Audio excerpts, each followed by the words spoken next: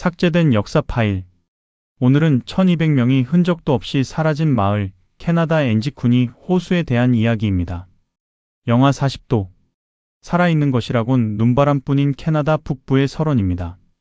1930년 11월의 어느 밤, 노련한 모피 사냥꾼 조 라벨은 눈보라를 피해 자신이 수십 번은 들렀던 이누이트 마을로 발걸음을 향합니다.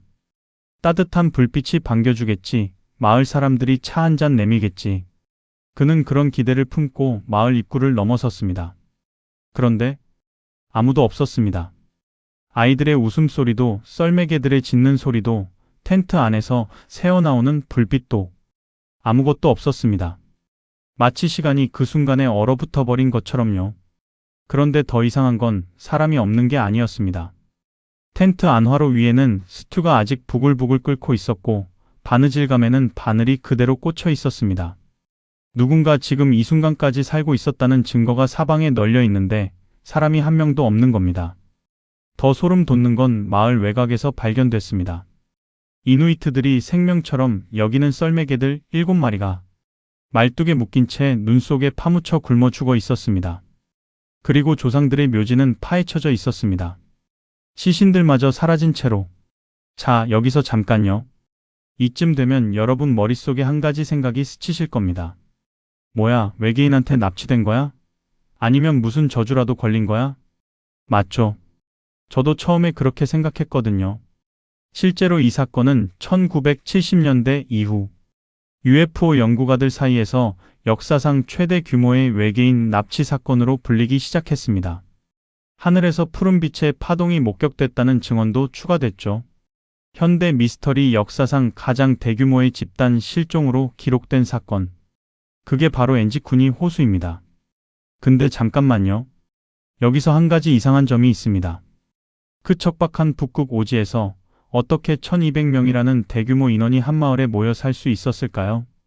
그리고 그 많은 사람이 흔적도 없이 사라졌는데 왜 국가적인 수사 기록은 이토록 빈약한 걸까요? 이상하지 않습니까? 이 질문에 대한 대답은 우리가 흔히 믿고 싶어하는 외계인 납치나 초자연적 저주보다 훨씬 더 복잡하고 어쩌면 훨씬 더 불편한 진실을 가리키고 있습니다. 왜냐하면 지금 세상에 알려진 이야기와 역사 기록이 완전히 다르거든요. 1930년 당시 신문에 기록된 실종자 숫자가 얼마인지 아십니까? 1200명이 아닙니다. 25명입니다. 25명이 어떻게 1200명이 됐는지, 그리고 그 숫자가 불어나는 동안 진짜로 역사에서 지워진 사람들이 누구인지 지금부터 그 이야기를 해드리겠습니다. 이 사건의 뿌리를 이해하려면 먼저 1930년대 캐나다 북부가 어떤 세계였는지부터 알아야 합니다. 엔지쿠니 호수. 캐나다 누나부투 준주에 위치한 이 거대한 호수는 당시 외부 문명과 완전히 단절된 곳이었습니다. 숙련된 사냥꾼이나 원주민이 아니면 접근조차 쉽지 않은 말 그대로 지도 위의 빈 공간이었죠. 전화도 없고 도로도 없고 무전기도 없습니다. 거기서 무슨 일이 벌어졌다 해도 외부 세계가 알 방법이 구조적으로 없었던 겁니다. 그리고 그 공간에서 이누이트들은 수천 년째 살아오고 있었습니다. 여기서 한 가지 중요한 걸 짚고 넘어가야 합니다. 이누이트의 생활 방식은 우리가 상상하는 마을과 완전히 다릅니다. 30명 안팎의 소규모 유목 집단이 술록대와 물고기를 따라 끊임없이 이동하며 사는 삶입니다. 한자리에 정착해서 1000명이 넘게 모여 사는 건 구조적으로 불가능합니다. 북극의 생태계가 그만한 인구를 부양할 식량을 제공할 수 없거든요. 이게 왜 중요하냐고요? 바로 이 지점이 1200명 실종이라는 이야기 전체가 흔들리는 균열의 시작이기 때문입니다. 이건 나중에 다시 짚겠습니다. 자, 다시 1930년 11월로 돌아가죠. 조 라벨이 발견한 마을은 실제로 6동의 텐트에 25명에서 30명 정도가 살던 작은 집단이었습니다. 라벨은 이 광경을 주변에 전했고 1930년 11월 27일 버지니아주의 신문 단빌 비의 기자 에멧 켈러가 처음으로 이 사건을 보도합니다. 당시 기사에는 분명하게 적혀 있었습니다. 6동의 텐트에 거주하는 약 25명의 남녀노소. 25명. 이게 원본입니다. 그런데 이 이야기는 거기서 멈추지 않았습니다. 1959년 프랭크 에드워즈라는 작가가 과학보다 기이한 이야기라는 책에 이 사건을 수록하면서 실종자 수가 30명으로 늘어납니다. 이후 1970년대에 UFO 연구가들이 달려들었습니다. 1000명, 1200명, 그리고 최종적으로 2000명. 30년 사이에 숫자가 수십 배로 불어난 겁니다. 그거야 뭐 전설이 과장되는 건 흔한 일 아니야? 그렇게 생각하실 수 있는데 이 팽창의 구조를 좀 더 들여다보면 단순한 과장이 아닙니다. 여기에는 북극이라는 공간이 서구 사회에 갖는 이미지가 결정적으로 작용했습니다. 이누이트들에게 북극의 자연은 단순한 환경이 아닙니다. 사냥과 생존을 관장하는 강력한 정령 토른가르수크가 깃든 영적인 공간이었습니다. 외부인들이 보기에 그 신비롭고 미지의 북극에서 원주민들이 흔적도 없이 사라졌다는 이야기는 도저히 평범한 설명으로는 채워지지 않는 공백을 만들었습니다. 사람들은 그 공백을 가장 흥미로운 것으로 채우고 싶어 했죠. 자연스럽게 숫자도 이야기도 공포도 함께 부풀었습니다. 조선시대 임진왜란 이후 각지에서 귀신 목격담이 폭발적으로 늘어났던 것처럼 말이죠. 설명할 수 없는 공포 앞에서 사람은 이야기를 만들어냅니다. 그리고 그 이야기는 반복되면서 사실이 됩니다. 그런데 여기서 이 이야기 전체를 뒤흔드는 문서가 하나 있습니다. 사건 발생 2달 뒤인 1931년 1월 캐나다 왕립 기마경찰 RCMP의 제이 넬슨 경사가 내부 보고서를 작성했습니다. 그 보고서의 결론은 냉정했습니다. 조 라벨은 해당 시즌에 처음으로 사냥 면허를 받은 초보자였으며 그가 경찰에 실종 보고를 했다는 공식적인 기록이 전혀 존재하지 않는다. 다시 말해 이 이야기 전체의 출발점인 조 라벨의 목격담이 경찰 공식 루트를 거친 적이 단 한 번도 없다는 겁니다. 기자가 어디서 이 이야기를 들었는지 그리고 얼마나 살을 붙였는지는 알 수 없습니다. 하지만 분명한 건 역사의 1200명의 집단 실종으로 기록된 이 사건의 뿌리가 생각보다 훨씬 가느다란 실 한 가닥 위에 올라서 있다는 것입니다. 이제 느낌이 오시는 분들도 계실 겁니다. 뭔가 이상하다는 걸. 그럼 이 이야기가 왜 100년 가까이 살아남았는지, 그리고 그 이면에서 실제로 무슨 일이 벌어지고 있었는지, 그걸 지금부터 본격적으로 파헤쳐 보겠습니다. 자, 이제 더 불편한 이야기를 해야 할 시간입니다. 앞에서 우리는 25명이 어떻게 1200명이 됐는지 그 출발점을 짚었습니다. 이번엔 그 이야기가 왜 지금까지도 살아남아 있는지, 그리고 이 구조적 왜곡 이면에서 실제로 무슨 일이 벌어지고 있었는지를 파헤쳐 보겠습니다. 핵심부터 짚겠습니다. 이 사건을 처음 보도한 기자 에멧 켈러. 그는 당시 독자들의 흥미를 끌기 위해 사건을 과장하거나 심지어 지어내는 이른바 색채가 강한 이야기로 악명 높은 인물이었습니다. 게다가 엔지쿠니 호수는 북극 오지 한복판입니다. 현장 확인이 구조적으로 불가능한 곳이죠. 일단 신문에 찍히면 반박할 방법이 없었습니다. 여기서 잠깐 생각해 보시죠. 오늘날에도 유튜브 썸네일에 충격, 경고, 실화라고 쓰인 영상들 클릭하게 되지 않습니까? 그 심리가 1930년대 신문 독자들한테도 똑같이 작동했던 겁니다. 북극의 원주민 마을이 통째로 사라졌다는 이야기. 이보다 더 자극적인 헤드라인이 어디 있겠어요. 그런데 이 이야기를 조금만 꼼꼼하게 들여다보면 증거들 자체가 서로 모순된다는 걸 발견하게 됩니다. 생각해 보세요. 화로 위에 스튜가 아직 끓고 있었다와 썰매개 7마리가 굶어 죽어 있었다. 이 두 가지가 동시에 사실일 수 있을까요? 개가 아사하려면 최소수 주일이 필요합니다.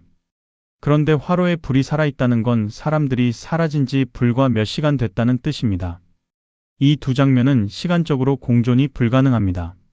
한 장면 안에 단기적 증거와 장기적 증거가 뒤섞여 있는 거죠. 누군가 미스터리를 극대화하기 위해 서로 다른 시점의 현상들을 억지로 한 장면에 꿰어 맞췄다는 강력한 정황입니다. 그럼 경찰이 제대로 수사하면 됐잖아? 맞는 말입니다. 근데 경찰이 부인 성명을 냈을 때 어떻게 됐는지 아십니까? 정부가 뭔가 숨기고 있다는 음모론의 연료가 됐습니다. 이게 바로 이 사건의 악순환 고리입니다. 믿으면 미스터리, 의심하면 은폐. 어느 쪽을 선택해도 이야기는 더 커지는 구조입니다. 해결이 될 수가 없는 겁니다. 1970년대 UFO 연구가들이 이 사건에 달려들면서 목격되지도 않은 푸른빛의 파동과 기이한 비행체가 증언으로 추가됐습니다. 이후 소설과 영화의 소재가 되면서 대중의 뇌리에 각인됐죠. 그리고 인터넷 시대가 오면서 이 왜곡된 정보는 블로그와 유튜브를 타고 무한 복제되기 시작했습니다. 팩트 확인보다 조회수가 우선인 미디어 생태계에서 NG쿤이 호수는 진실 여부와 상관없이 계속해서 소비되는 킬러 콘텐츠가 됐습니다. 지금 이 순간에도요. 여기서 이 이야기에서 가장 불편한 부분을 말씀드려야 합니다. 우리가 가공된 미스터리에 열광하는 동안 실제 역사 속의 이누이트들은 정말로 사라지고 있었습니다. 다만 외계인한테 납치된 게 아니라 국가 시스템에 의해서요. 1950년대 캐나다 정부는 북극권 주권을 강화한다는 명목하에 이누이트 가족들을 강제로 더 척박한 고위 북극 지역으로 이주시켰습니다. 수많은 이누이트가 굶주림과 추위로 목숨을 잃었습니다. 그리고 정부는 이들의 이동을 통제하기 위해 이누이트들의 생존 수단이었던 썰매개들을 대량으로 학살했습니다. 감이 오시죠? 외계인 납치 이야기에 등장하는 굶어 죽은 썰매개의 실제 버전이 같은 시대 같은 땅에서 국가 권력에 의해 자행되고 있었던 겁니다. 어쩌면 NG쿤이 호수의 전설은 이 실제적인 국가 폭력을 초자연적인 미스터리라는 안전한 틀 안에 가두어 소비하려는 무의식적인 기제였는지도 모릅니다. 정부의 잘못된 정책으로 인한 비극보다는 외계인 납치가 훨씬 더 흥미롭고 죄책감도 덜 드니까요. 해결책이 있냐고요? 없죠. 조회수가 진실보다 중요한 구조가 바뀌지 않는 한 NG쿤이 호수의 1200명은 앞으로도 영원히 사라진 채로 남아있을 겁니다. 자, 이제 마지막입니다. 우리는 오늘 꽤 긴 여정을 함께 했습니다. 영하 40도의 설원에서 시작해서 25명이 1200명이 되는 과정을 봤고 증거들이 서로 모순되는 구조를 짚었으며 그 이면에서 실제로 지워져 간 사람들의 이야기까지 들여다봤습니다. 그래서 결론은 뭐냐고요? NG쿤이 호수에서 진짜로 사라진 건 사람이 아니었을 가능성이 높습니다. 사라진 건 진실이었습니다. 우리는 흔히 미스터리를 알려지지 않은 사실이라고 생각합니다. 뭔가 숨겨진 게 있고 언젠가 밝혀질 거라고 믿죠. 탐구하고 파헤치면 결국 답이 나올 거라는 낭만적인 기대감. 그게 우리가 미스터리에 끌리는 이유이기도 하죠. 하지만 NG쿤이 호수의 사례를 통해 우리가 마주한 건 그것과 조금 다릅니다. 미스터리가 때로는 알고 싶지 않은 진실을 덮기 위한 화려한 장막이 될 수 있다는 서늘한 현실입니다. 생각해보세요. 한 기자의 과장에서 시작된 허구가 30년 뒤엔 UFO 납치 사건이 되고 50년 뒤엔 정부 은폐 음모론이 됩니다. 그리고 100년 뒤엔 수백만 명이 클릭하는 유튜브 콘텐츠가 되죠. 검증되지 않은 정보는 시간이 흐를수록 자가 증식하여 괴물이 됩니다. 그리고 그 괴물이 클수록 그 뒤에 숨은 진짜 이야기는 더 깊이 묻힙니다. 1930년에 25명이 1200명이 되는 과정에는 인간의 호기심, 언론의 무책임, 그리고 초자연적 현상에 대한 열망이라는 거대한 시스템이 작동하고 있었습니다. 그리고 이 시스템은 지금 이 순간에도 멈추지 않고 돌아가고 있습니다. 우리가 외계인 납치 이야기에 열광하는 동안 강제 이주와 학살로 실제 삶의 터전을 빼앗긴 이누이트들의 목소리는 여전히 북극의 눈보라 속에 묻혀 있습니다. 썰매개가 굶어 죽었다는 이야기. 그게 미스터리의 결정적 장면으로 소비되는 동안 실제로 캐나다 정부가 이누이트들의 이동을 통제하기 위해 썰매개들을 대량 학살했다는 사실은 아무도 이야기하지 않습니다.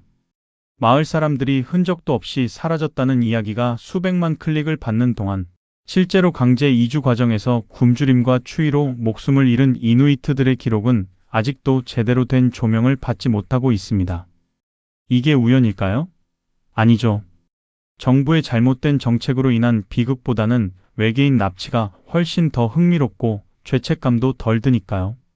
가공된 미스터리는 우리에게 공포와 흥분을 주면서도 동시에 우리가 외면하고 싶은 불편한 진실로부터 눈을 돌리게 만드는 완벽한 장치입니다. 이게 단순히 먼 나라 이야기냐고요? 아니죠. 지금 이 순간에도 우리는 매일 수십 개의 충격, 미스터리, 실화 콘텐츠를 소비하고 있습니다. 알고리즘은 우리에게 더 자극적인 것을, 더 극적인 것을, 더 믿고 싶은 이야기를 끊임없이 밀어 넣죠. 그리고 우리는 그걸 클릭합니다. 또 클릭합니다. 그 콘텐츠들 뒤에 무엇이 가려져 있는지 한 번쯤 생각해 본 적 있으신가요? 1200명의 실종이라는 거대한 이야기 뒤에 실제로 지워진 25명의 이누이트가 있었던 것처럼 우리가 열광하는 미스터리 뒤에는 우리가 직면하기 싫은 현실이 조용히 숨어 있을지도 모릅니다. 결국 엔지쿠니 호수는 그 자체로 하나의 거울입니다. 그 거울 속에는 외계인도 정령의 저주도 없습니다.